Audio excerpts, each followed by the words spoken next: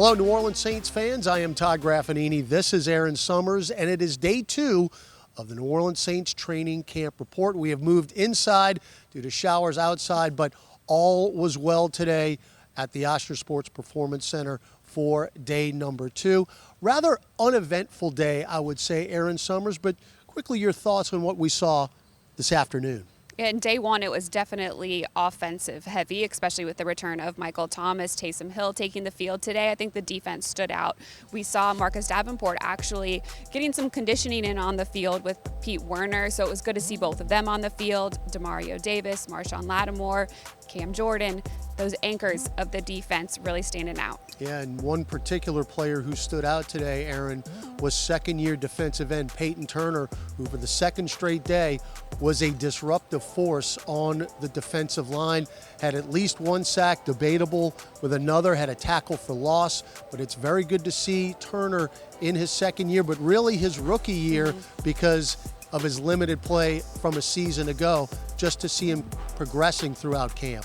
Last season, he only was able to play 5 games before he had that shoulder injury. He had a really good camp, and people were really excited about seeing him take the field. Again, it sounds like early on, he's doing pretty well out there. He said he's feeling comfortable. It's been good to get back on the field, but for him, things aren't really going to ramp up until he's able to get pads on, which we're thinking is going to be on Monday. Well, here's head coach Dennis Allen and Peyton Turner on his progression of his second year in the NFL. Have I seen enough from Peyton Turner? The answer is no. You know what I mean? We're second practice. Again, I think I said this yesterday. Look, I like where the kid's at. You know, I think he's got talent. I'm excited about him developing, and we'll kind of keep it at that for right now. I haven't been on the grass since November. It feels really good. Just be out with the guys again, sweating, running around, tagging off, get some pads on soon. So still learning, always learning, I think. And then just it feels like I kind of got a grip on most things as far as scheduling and what the day's going to look like and what practice is going to look like. But in a way, it's kind of like, you know, I've only played however many games, made only so many plays. So still just out there, you know, keep learning. So one of the teammates that is going to help mentor young Peyton Turner is 12-year veteran Cameron Jordan, who, of course, is the rock-solid defensive end of this franchise, just 7 sacks away from the all-time Saints record.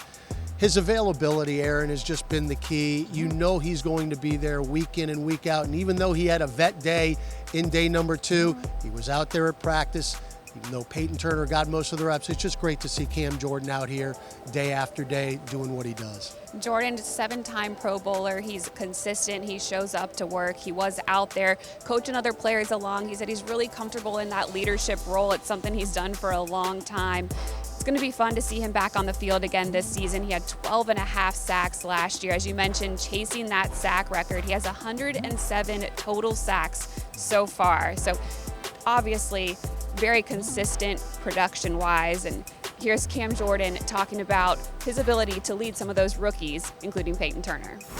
But with all these young kids out there, it's just another group to sort of try and help corral and coach the right way, especially when you talk about Jordan Jackson and Jake Black, you know, bring him the right way. And I've been doing that since year 3. So does it feel like year 1 or 2? No, I didn't have to lead anybody. But I've been in this for at least 9 seasons now where you have to corral the next wave. And this is another one. Thank you, Cam Jordan. That's going to wrap it up for day 2. Erin, what are your thoughts as we look forward to day 3, back outside again at the Oshner Sports Performance Center? I think it would be nice to see some explosive plays. We didn't get a lot of that today, so we'll be looking for maybe some deep touchdown passes. There was a couple drop balls today, so hopefully the offense will step up on Friday before we get the fans here on Saturday. No matter what happens on Friday, we will be there with you here on the Saints Training Camp Report. Great job as always, Erin Summers. I am Todd Graffagnini. We'll see you tomorrow for day 3 of the Saints Training Camp Report right here.